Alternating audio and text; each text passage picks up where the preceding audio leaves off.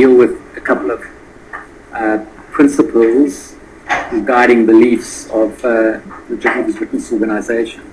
And firstly, do you consider Jehovah God to be a loving God?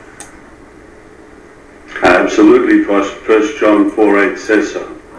And do you consider Jehovah God to be a compassionate God? Yes, I do. And does Jehovah God recognize the worth and dignity of all human beings? Absolutely. So in other words, not restricted only to those who are members of the Jehovah's Witnesses. No. And obviously that includes women and children. Women and children as well. And does the Jehovah's Witness organization then recognize an individual's freedom to make religious choices? Yes, we do. And as I understand it, your organization does recognize an individual's freedom to report crimes to the authorities. Absolutely.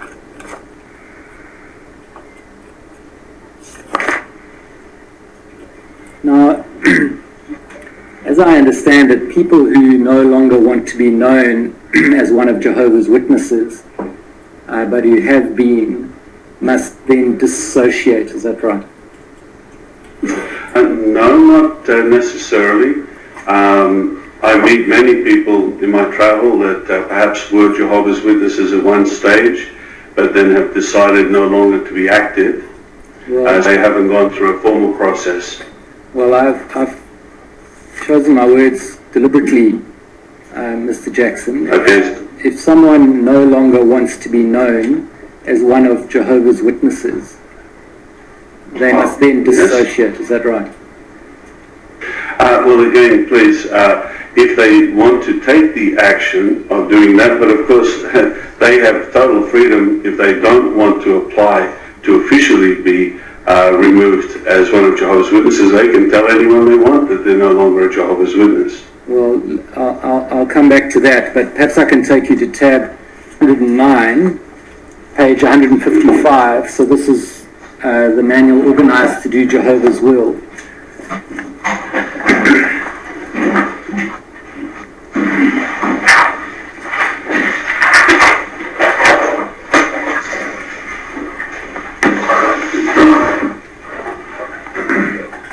Is this the section on disassociation? Yes, that's right. So this is a manual which is issued to all baptized Jehovah's Witnesses. Is that right? That is correct. And let me clarify, to be precise, those who are approved to go from door to door. Well, so someone who's preparing for baptism and is an unbaptized publisher would be allowed to have a copy. Okay, I see. So all baptized Jehovah's Witnesses would be guided by this, but in addition you say some who are not yet baptized may also have a copy of this. That is correct. Thank you, yes. And the second edition is there.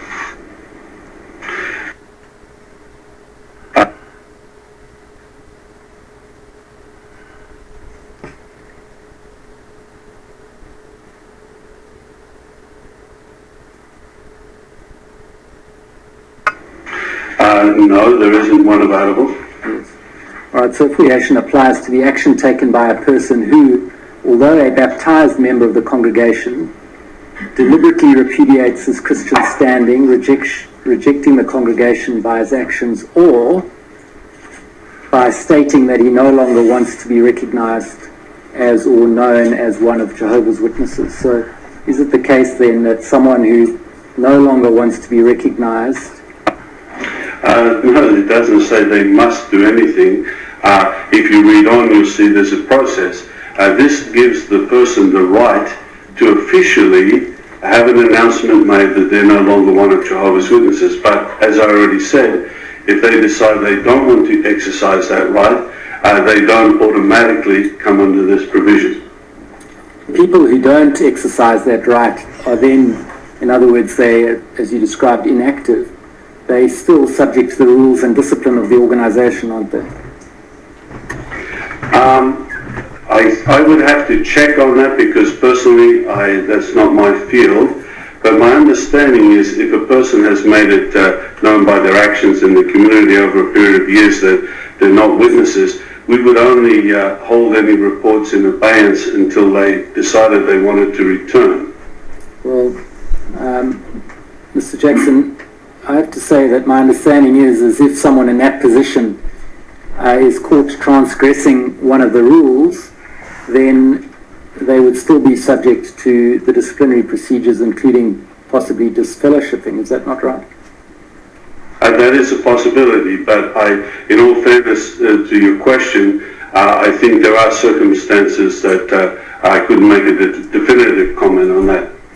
Yes. And so, for example, if they had become inactive or sought to fade without formally dissociating, and the elders came to visit and found them celebrating Christmas or a birthday, they would be found to be in transgression of the rules, would they not? That is not my understanding, but again, as I said, it's not my field. That goes into policy with regard to those type of things, but from my personal experience, that's not the case. Well, you say it's not your field, but you remember the governing body, which is responsible, as you've said, for the whole field, and you've been a member for 10 years, and all the committees are responsible to and accountable to the governing body. So that is correct. So it is your field, isn't it?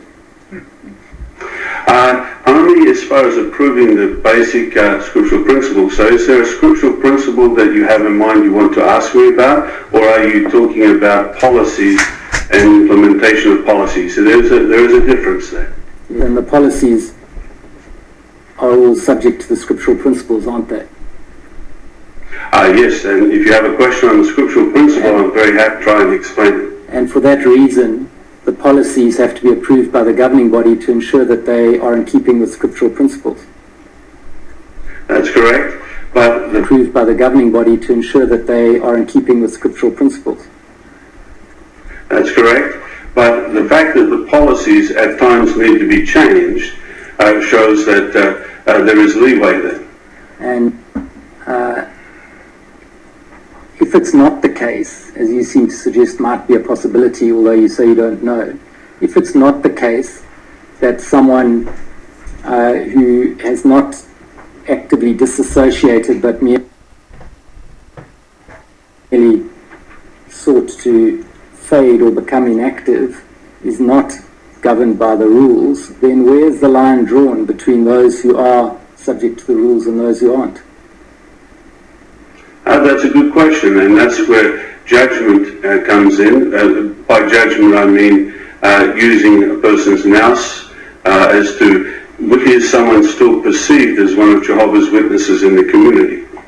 Well, isn't that the point, that have not disassociated or been disfellowshipped?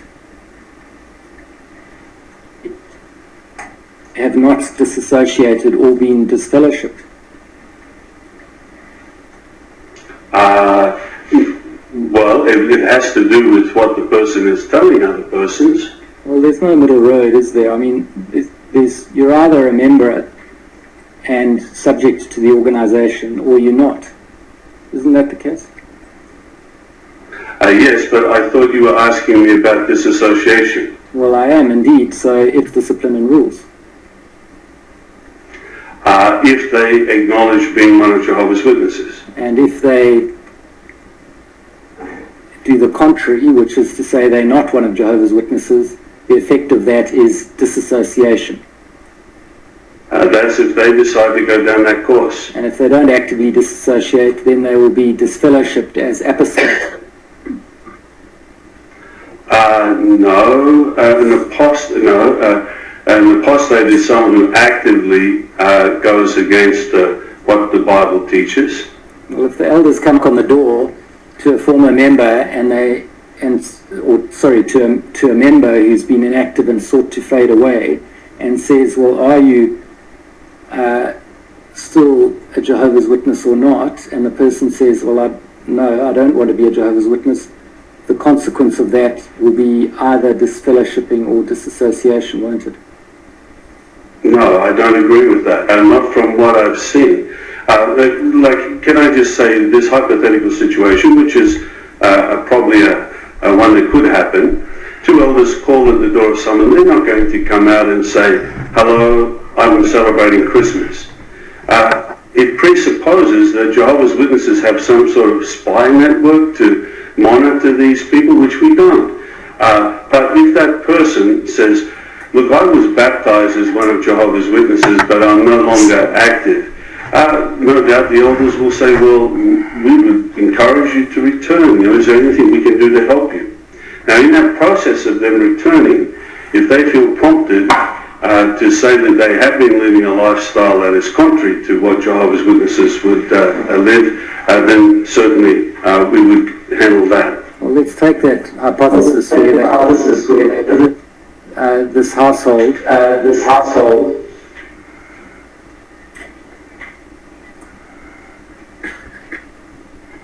Mr. Jackson, can you hear me? I can, yes. Sorry, you started, I didn't hear a question. Yes, it was echoing back at me, but it seems to have been resolved.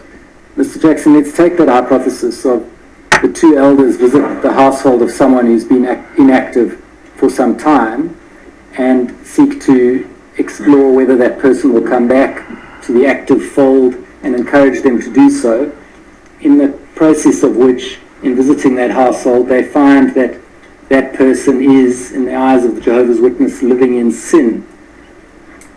That person would then be subject to the discipline of the organization, wouldn't they?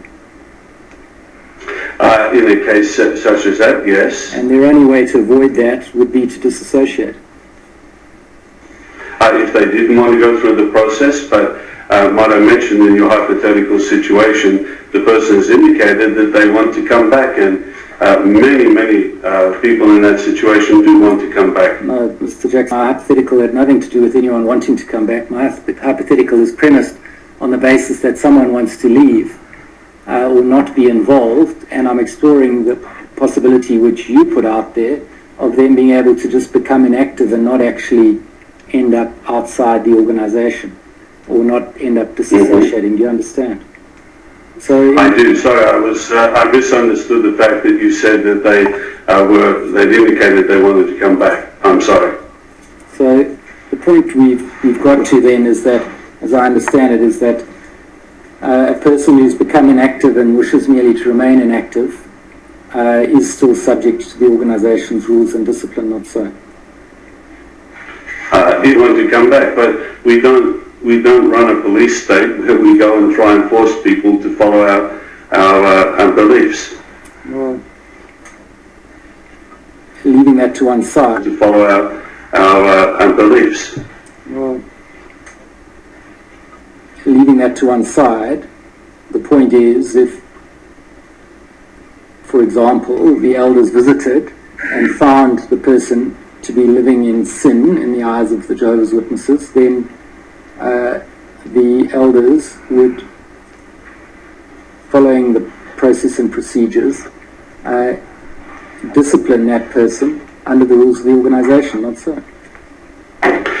Yes, in a situation where it was found that someone who claimed to be one of Jehovah's Witnesses was living in sin, then the elders would try to ascertain, well, what needs to be done. We obviously want to help the person, so the first step would be to ascertain, do they want to come back? Are they willing to change what they're doing? And if ultimately the person is willing to talk to us, then yes, that would be involved with the judicial process. But if they're not, then either they must disassociate or they'll be disfellowshipped. That would be in that particular case, but I can think of many scenarios where it wouldn't be. And it's right, isn't it, in the case of both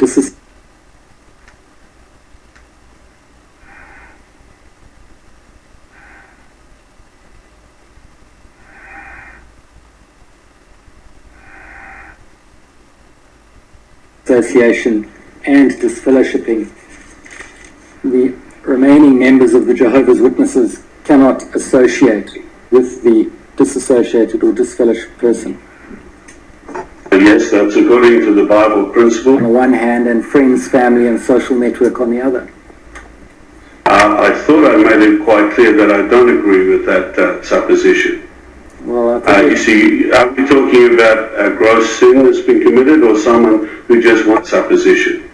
well, You see, are we talking about a gross sin that's been committed, or someone who just wants to leave Jehovah's Witnesses? Let me clarify. If someone no longer wants to be an active Jehovah's Witness, and they're not in the community viewed as a Jehovah's Witness, we do not have a so-called spiritual police force to go and handle that.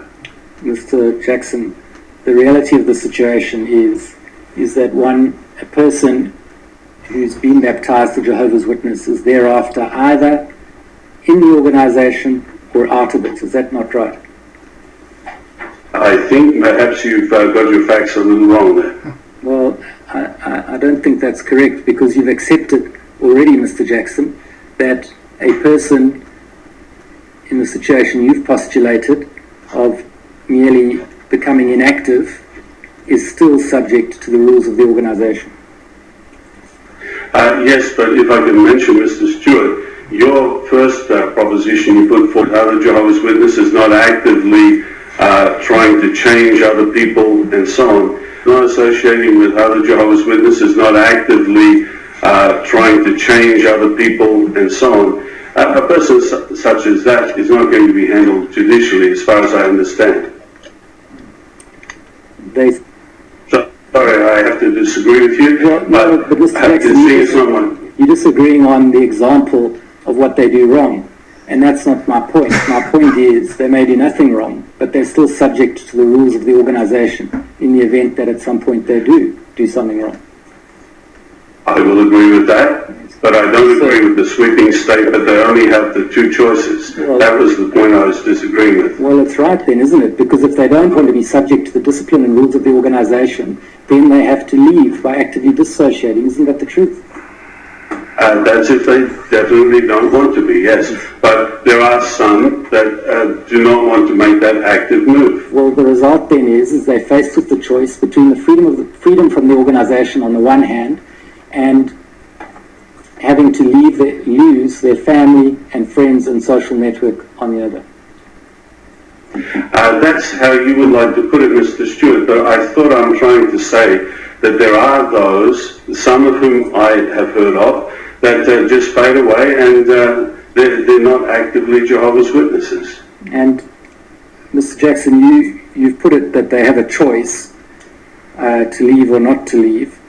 For someone who wants to leave, perhaps because they've suffered abuse by someone in the organization and don't feel that it's been treated properly or adequately, I agree, it's a difficult choice. And it can be personally devastating because they can lose it can be a very cruel choice for them, not so?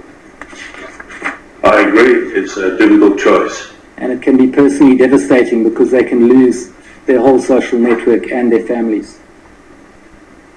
That can be the case, yes. Would you accept then that putting people to that choice through this system of disassociating from them, or shunning as it's sometimes referred to, is contrary to the Jehovah's Witness belief in freedom of religious choice?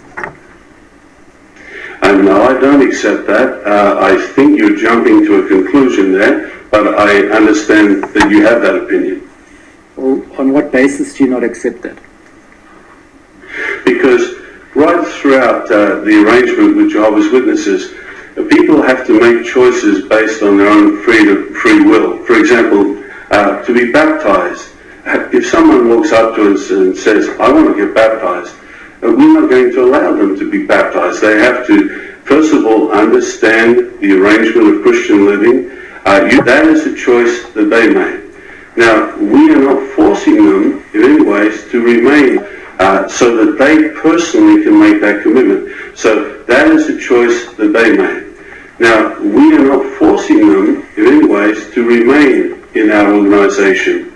But a point to remember is that the ultimate standard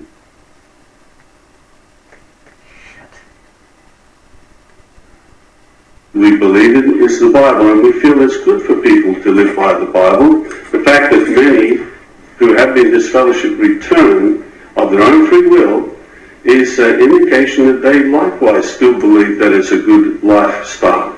Mr. Jack, you were baptized at age 13, am I right? I have met that have been baptized younger. And you consider that at that age, someone is old enough and mature enough to make a decision affecting the rest of their lives?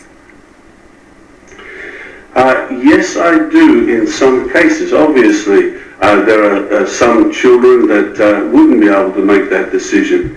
And perhaps some would have questioned whether I could make that decision at 13 years of age. But I've worked with people that have been baptized when they were 11, and they have stuck by that determination their whole life. Well, that may be because they can't leave the organization without leaving behind everyone whom they know. Anything is possible. You see, let's take someone who's baptized at a young age and then as lie elsewhere, and they want to choose some other system of belief. They're then still going to be faced with the stark choice that we've identified, aren't they? That's true. So on that basis, I suggest to you that that policy and practice of your organization is in conflict with the Jehovah's Witnesses' belief, as you've said it is, in freedom of religious choice. And no, we don't see it that way, but you're entitled to your opinion. And I suggest also that it's in conflict with the idea of a loving and a compassionate God. Certainly, that wouldn't be in harmony with the Bible, what the Bible says, because at times Jehovah disciplined his people by having them go into exile, come back. So Jehovah is someone who believes in the ultimate overall benefit of good for persons, and sometimes that includes some form of discipline. And do you accept that putting people to that choice makes your organization in many respects a captive organization? I do not accept that at all. Is there a scriptural basis to this policy of shunning? Yes. Thank you very much for the opportunity to express it. 1 Corinthians is the scripture, and no doubt you've seen it already. But 1 Corinthians, that's on page 1530. And no doubt you've seen it already. But 1 Corinthians, that's on page 1530. Can you just identify? And in this 1 Corinthians chapter 5, and starting at verse 1, it speaks of a situation where there was sexual immorality in the congregation in Corinth. Sorry, Mr. Jackson, I'm really just asking, is there a scriptural basis, and you've identified what it is? Because my next question is can it change? In other words, is... No. Now, do you recognize policy? No. Now, do you recognize, Mr. Jackson, and in asking this question, let me make it clear, I'm not suggesting it's peculiar to the Jehovah's Witness organization. There are many, many organizations in this position.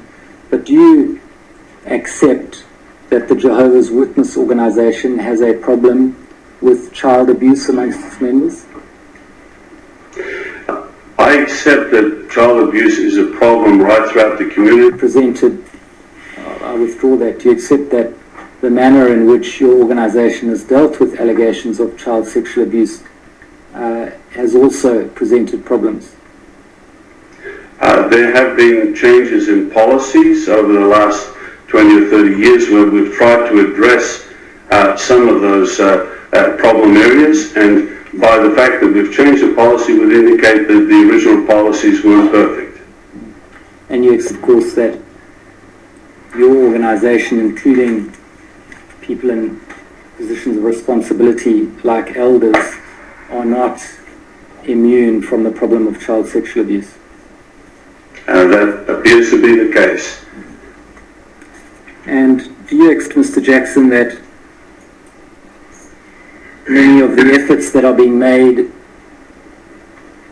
by different people and organizations to highlight the issue of child sexual abuse and try and find solutions are genuine efforts to improve the situation? I do accept that, and that's why I'm happy to testify. And that such efforts are not necessarily an attack on your organization or its system of beliefs? We understand that too. You described earlier in your testimony that the work of this Royal Commission is beneficial. Do you accept then that the Royal Commission's efforts are genuine and well-intentioned? I certainly do. And that's why we came into the Royal Commission hoping that collectively something would come forth that would help us as well as everybody else. And would you disagree then with anyone who said that the efforts to highlight and deal with child sexual abuse in the Jehovah's Witness Church is engaging in apostate lies? I guess that's a broad question, because sometimes those who make these accusations make many other accusations as well. But let me assure you, the person making the accusation is not the main thing. The main thing is there some basis to the accusation? And if there is somewhere that we can improve, the governing body is always interested in seeing accusation. And if there is somewhere that we can improve, the governing body is always interested in seeing how we can refine our policies. You see, Mr. Stewart, could I just emphasize, as a religion, two very strong things we feel. One is we try to keep a high moral standard, and secondly, there's love among... And Mr. Jackson, has the governing body considered... Why? Well, just on that point, Mr. Jackson, has the governing body considered apologizing to survivors of child sexual abuse at the hands of elders within the organization? I haven't been in any discussions with regard to that. Is that something that you foresee might happen? In other words, that an apology at least be considered? The governing body has apologized on other matters, so for me to say I can't speak collectively for everybody, but we have apologized on things in the past in other areas, so it is perceivable. And has the governing body considered the introduction of a scheme of paying compensation to people within the organization who've suffered child sexual abuse at the hands of elders? Well, let me say there are many schemes that we've had with regard to humanitarian areas where, like flood victims and so on. I know this is not related, I'm just explaining. The governing body is happy to, for our organisation to spend money helping persons. How much more so someone who has been... Those are my questions for Mr. Jackson, Your Honour. You know, I suspect, Mr. Jackson, that the... Those are my questions for Mr. Jackson, Your Honour. You know, I suspect, Mr. Jackson, that the Commission is considering... know that they have a right to take this to the criminal authorities, the judicial system. But that's just a matter of notifying them of that. But because we are concerned about the actual physical welfare of someone in a situation like that, we would make sure that there are provisions made that, of course, if it's in the family, we can't take the child out of the family physically, but at least make sure that things are put into place so that this person gets the best possible care and protection. What do you put in place? Or allow the, say it's the guardian of this victim, what they need to do. And of course, if it goes to the police, then it goes right into that whole government type arrangement whereby the government has authority to perhaps come in and separate families and so on. But Mr. Jackson, many of these people don't want to go to the police because that involves potentially a public process, trial and so on. It's very common that people don't want to go to the police. But in the assumptions that I've put to you, the young person has acknowledged the church's obligation imposed upon them to report the misbehaviour to the church. You understand? And then they find that the church won't determine the allegation to be true and act accordingly because there's only one witness, that is the young person. What does the church do to help that person or that family in those circumstances? Well, as I mentioned, first of all, we would let them know that they should go to the police and try and, because this is beyond the brain. Mr. Jackson, we covered that. This is a person, and there are many of them who don't want to go to the police, but they've come to your organisation because they're required to report misbehaviour. And underlying my proposition is, of course, that they would expect your organisation to help them. Yes. Well, what do you do? And the help that is, well, can I just mention, first of all, Your Honour, our organisation, people come to our Christian meetings twice a week, and they go on the preaching work. But what happens in the home is beyond the actual jurisdiction of the elders to tell the parents how they should organise the things with their children. And the point that I'd just like to make is, you see, then everyone is put on alert. Once the accusation is made, now we're aware.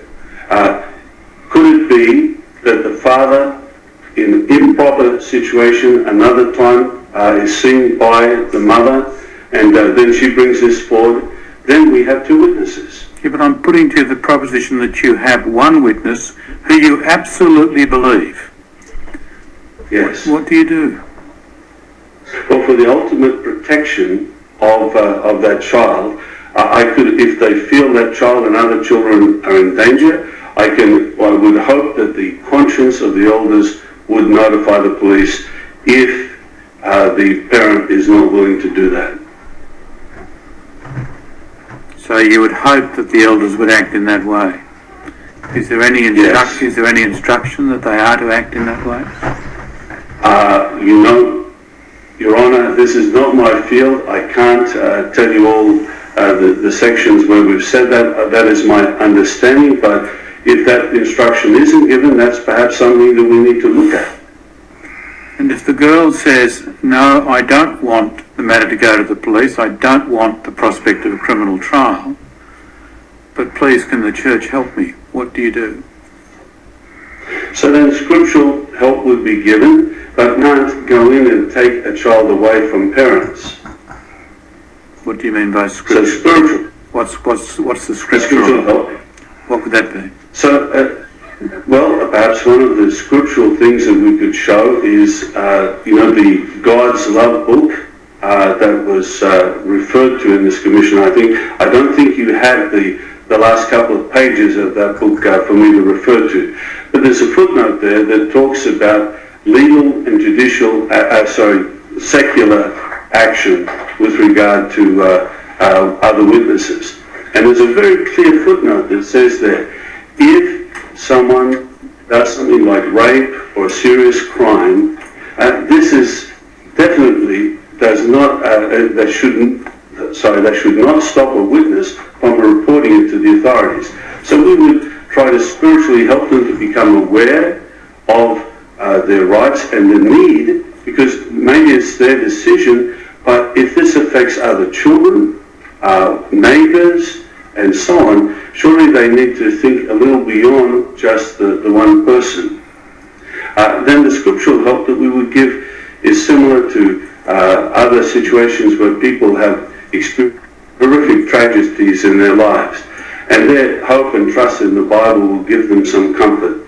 We found that 9/11, when the Twin Towers went down, Jehovah's Witnesses were invited actually to go in and help persons by sharing scriptures with them. Now, if the circumstance is that the young person alleges they were abused by a member of the congregation, but not a member of their own family. And again, you as the elder are persuaded, totally persuaded, that the person is telling the truth. What do you do then? The assumption behind it, of course, is that the alleged abuser is a risk to others. What do you do? That's correct, yes. So there is a process, and I think at the moment we are in the process of adjusting some of our policies, so that's why it is a good time for this Royal Commission. But definitely it becomes obvious that we need to inform some, we need to put restrictions on that person as to any type of association with minors, and if a person is genuinely innocent, they're not doing this, they should not mind the fact that they can clear their name by not being involved at all with dealing with children. Your Honour, could I just mention as a reminder, you see, Jehovah's Witnesses, because we respect the family unit, we don't have separate Sunday schools, we don't run youth camps separately, so we believe that things should be done within the family. But the spiritual help that we can give and trying to protect, avoiding contact with someone who's accused with minors is a little easier for us because we don't have those youth group separate type arrangements. Does anyone else have any questions? Ms. David. Thank you, Mr. Jackson. I'm Ms. David and I represent BCG. Are you familiar with BCG's case? I'm sorry, I'm not, no. I haven't lived in Australia for 36 years and I haven't certainly had a chance to look through the files. Well, BCG was one of the witness statements and gave evidence at this commission. Have you haven't had the opportunity to read her evidence or to look at her statement? I haven't, I'm sorry. The reason I came here was to care for my ailing father, and that's taken a lot of my time. Plus, I wasn't aware of the fact that I would be called before the commission. I understand that, Mr. Jackson, but just do you not think that it is important, and I appreciate your own personal circumstances, it's not a criticism, but do you appreciate that it is very important for people in such senior positions as yours to really have a good understanding of the perspective of a survivor of abuse as BCG is? I agree with that comment, and let me say, I empathize. I don't know the details of what happened to the person you're representing, but I certainly empathize with whatever tragedy he or she has had to face. But do you agree that unless your organisation takes organises some research or study into the plight of people such as BCG, they will never really understand how the processes you have in place affect them? That is a valid comment. And at this stage, would you agree that you have not really undertaken or organised to undertake any such research or studies into the experience of people, young people or people of any age that have been abused within the organisation? That is a little hard for me to say, give a definitive answer. Within the parameters of how we normally do research for our publications and so on, and the fact that our service departments are handling cases such as your client, they have considered a lot of the approaches that we've taken, and that's why we have changed things. And I'm sure the policies have changed since the time the person you were representing was actually helped or handled. Just remaining on that point, you're aware that a Dr. Monica Applewhite gave evidence before the Commission? I am aware, but I certainly didn't get a chance to see it. I apologise.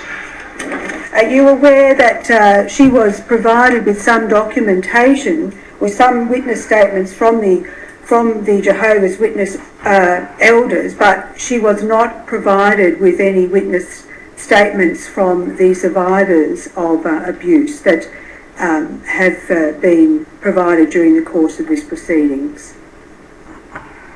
I'm sorry, I really am not in a position to say anything about it because could I just explain, as empathetic as I am to the case, what I would hope for is that at the end of this commission, those who have had far more experience than I have in this subject will be giving recommendations to the governing body.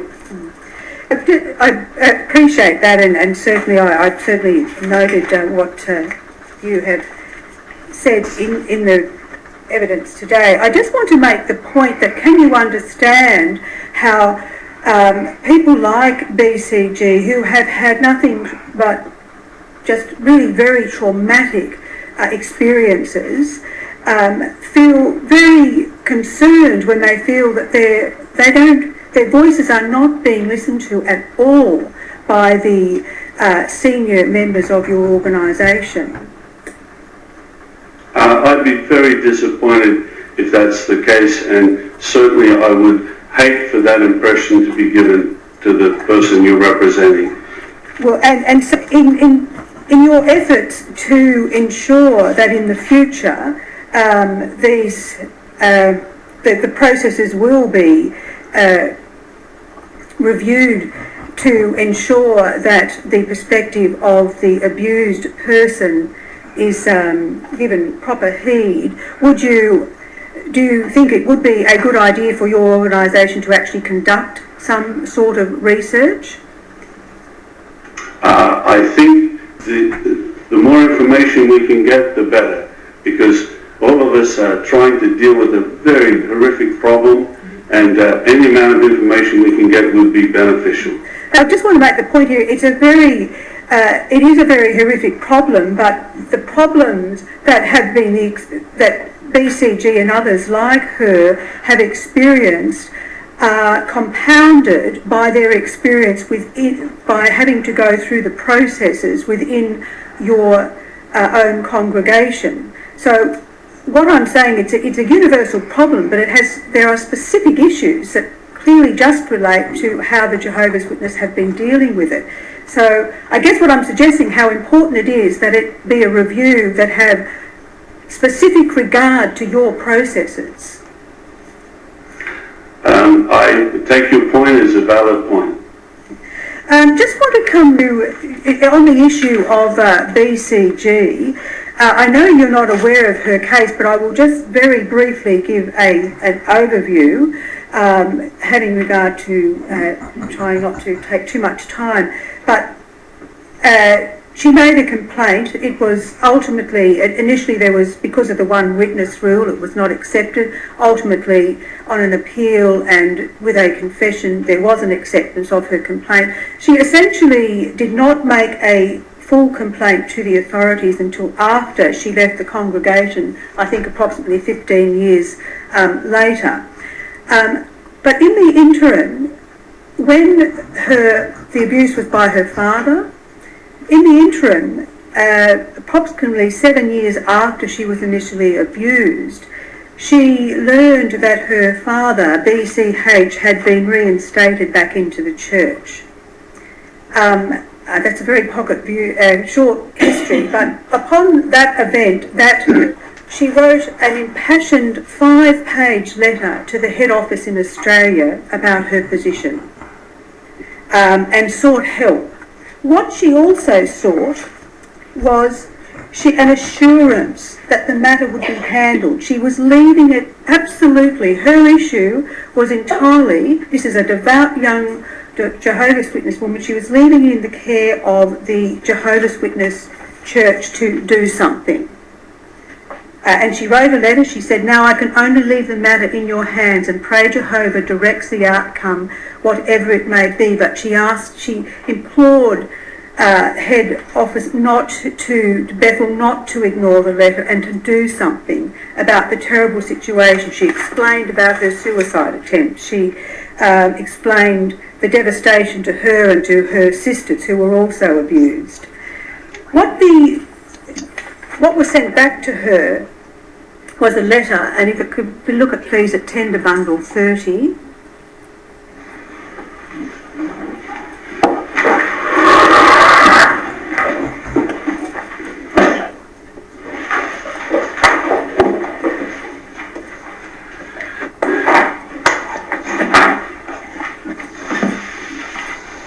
Yes, I have it here. You have that letter. This was after 7 years of this. BCG has given evidence that in all that, after she made the complaint, that she did not receive any assistance or certainly sufficient support or even scriptural support. But if you could look at that letter, you can see that it says, firstly, always throw your burden on Jehovah. Can you see that in the second paragraph? In the second paragraph, yes, I can. Yes. She was also told about the heartwarming prayer of David is appropriate, where he entreated Jehovah to preserve his tears in a skin bottle. She has given evidence here to the effect that she felt silenced by what she was told. And she also said, and what she was essentially advised, if you go to the third paragraph, is that that with Jehovah's help and your own effort, you can look forward to the new world of peace. But she was really given no solace to deal with what was going to continue to be very painful for her in this world. Do you agree with that? That having read through that letter? So, yes, and this is the first time I've seen the letter. My apologies. But I would agree with you that if this is the only help she got, certainly that is not enough. But as I said, I don't know the case. What help did the elders give her personally? What are the circumstances? But I agree with you that something far more than a letter like this would be required to help her. And do you so appreciate that it could in fact be even some strict reliance on just giving scriptural guidance to someone who has suffered extreme trauma can in fact result in even a more damaging outcome for that particular person? Do you accept that? What I accept is that sometimes when a letter is written, it's very hard to convey the spirit behind the letter. Yes. I certainly would expect as a member of the governing body that anyone writing a letter from a branch would do so in the spirit of love and concern. So perhaps, but I do admit that if someone read this, they perhaps could not see that love and concern. And we accept that by what she has said in her letter, which was, now I can only leave the matter in your hands, and I won't, it's a 5-page letter that there's not enough time to go through clearly here now, but throughout that letter she is seeking assistance, guidance, help. She's told you about the trauma she has experienced, but there's a real duty, isn't there, to do something about the overall well-being of a person such as BCG. I agree with what you said. They need far more than just one letter. And do you agree that given the special nature of the congregation, as I think you have said before, that it's not just a case of congregation where people turn up and go to church, it's a family, that there is therefore an either greater duty within that family to ensure that people like BCG are cared for in a comprehensive way. I agree totally with you, probably more so than you realise. Each sheep in the congregation is someone that needs to be cared for and loved, and I find it very, very hard to believe that this was the only help that was given to her, and if in fact that was the case, my heart goes out to her, and certainly we need to make sure that more help is given than this. And I just want to come back to the point I made before about, or the questions that I asked you before in relation to ensuring that there was some research done. For example, Dr. Applewhite came here and really to really say that the education program was a good one and perhaps better than some others, but there was no research to demonstrate how effective, in fact, the Jehovah's Witness program was.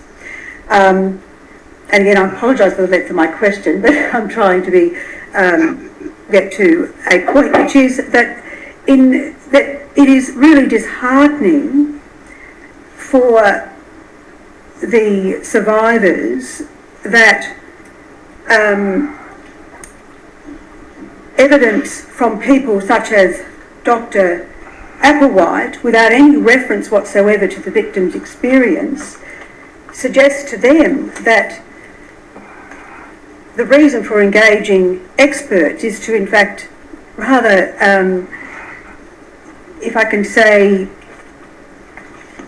it has more to do with the reputation of the Jehovah's Witnesses than any real attempt to get to a deep understanding of their experience.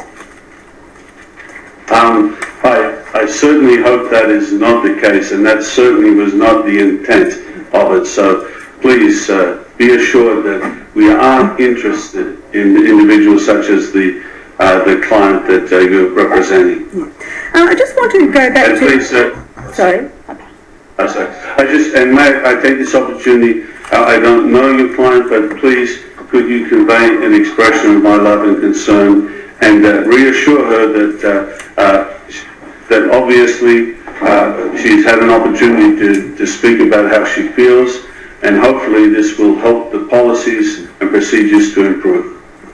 I just want to now go to something a little bit, if I could say, more technical. If we go to document Tender Bundle 120 at page 72, which I think is...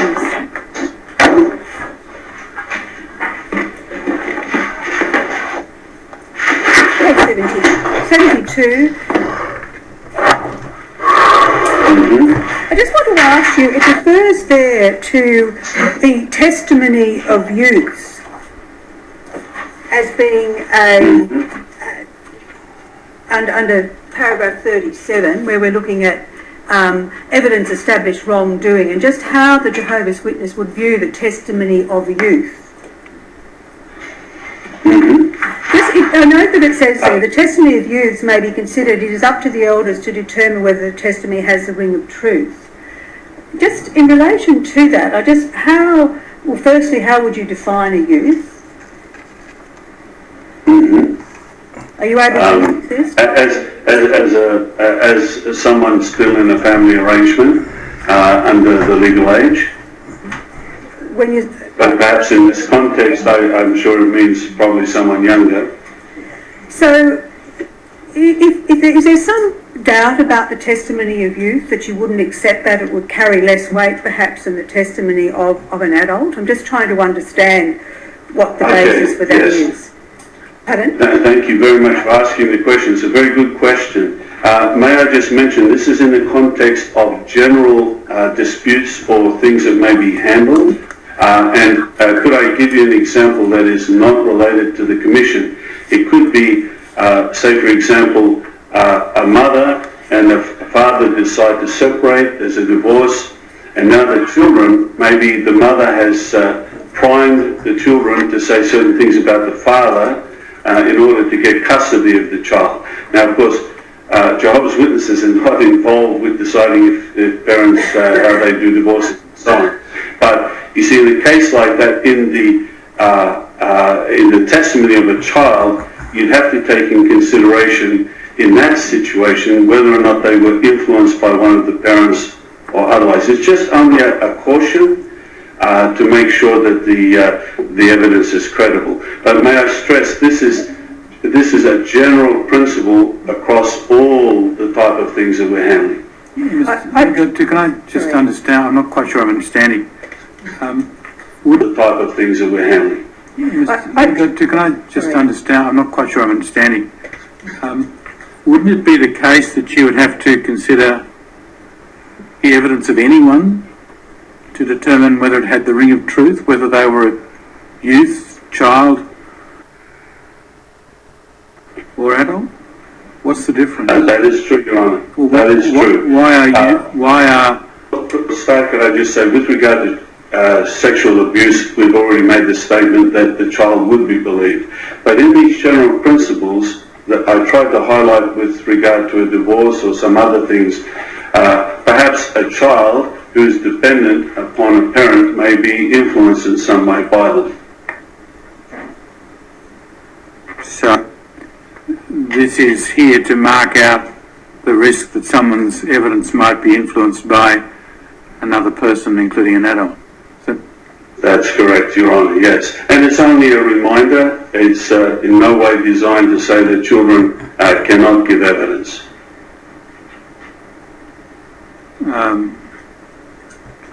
Very well.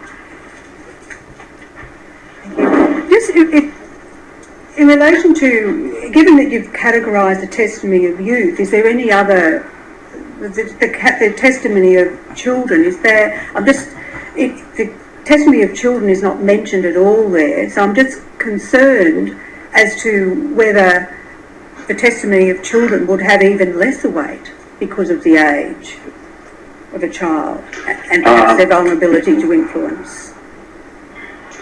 I'm not quite sure of your question, I'm sorry, but this is just in the context of, like you see, the next bullet point mentions the testimony of unbelievers and disfellowshipped or disassociated ones.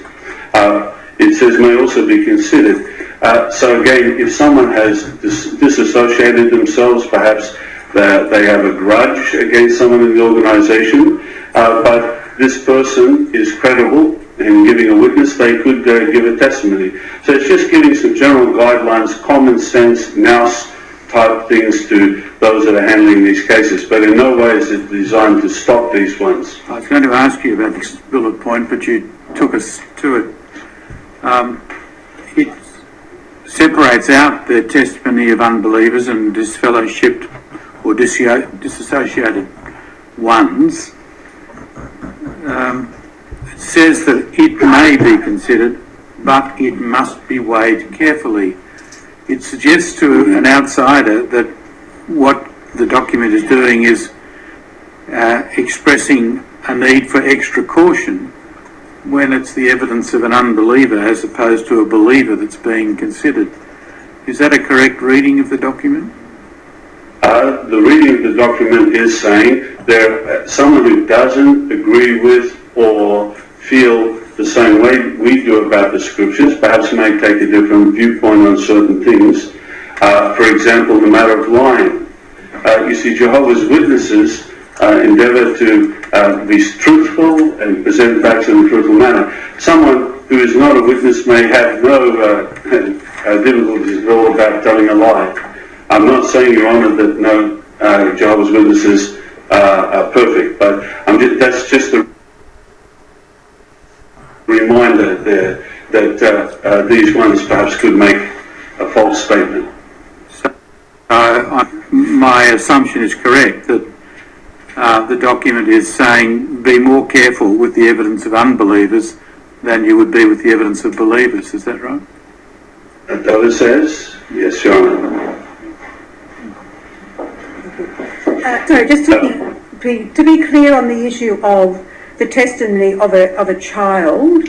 Again, what is there an age that you might define a child, compared with a youth to make that distinction? Is there any age category or some criteria that you would use? Or sorry, I wish I could answer your question, but I think that goes to people more qualified than I am. But just coming to that, would that be an area that you would review in the context or in relation to any wrongdoing, but particularly in relation to obviously the matters in issue here, in relation to the testimony of youths? Because do you agree that could very much confuse an elder who took that literally to begin with a level of scepticism about the testimony of the youth? Your point is well taken, and that's why we update this book from time to time when we see perhaps inadequacies in it. And that as a whole, it might, by omitting reference to a child, it might make the reader consider, well, what is the status of the evidence of a child? Does it have any value at all? There's all other points. Just an argument, when you were answering questions earlier to counsel assisting, and Your Honour, you clearly seemed open to the idea that perhaps prior to the Judicial Committee it might be an opportunity for women to be involved in that preliminary if I could say, preliminary investigative stage. I'm just coming down to the point of where it says there must be 2 or 3 eyewitnesses, not just people repeating hearsay. I just see that if you look at that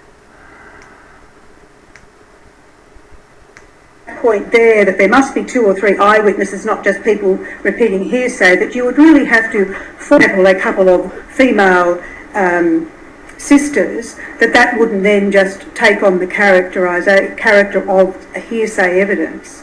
Do you understand the point I'm making there? I understand your point, and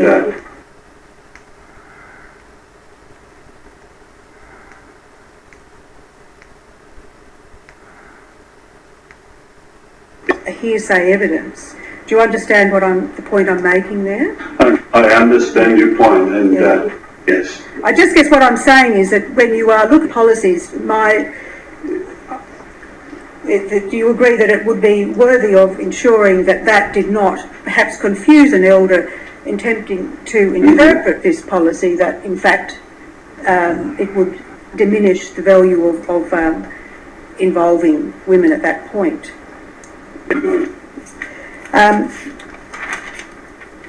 So again, just coming back to the scriptures, that again clearly, as BCG was a very devout young Jehovah's Witness, that the importance of ensuring that whatever scriptural guidance a devout Jehovah's Witness survivor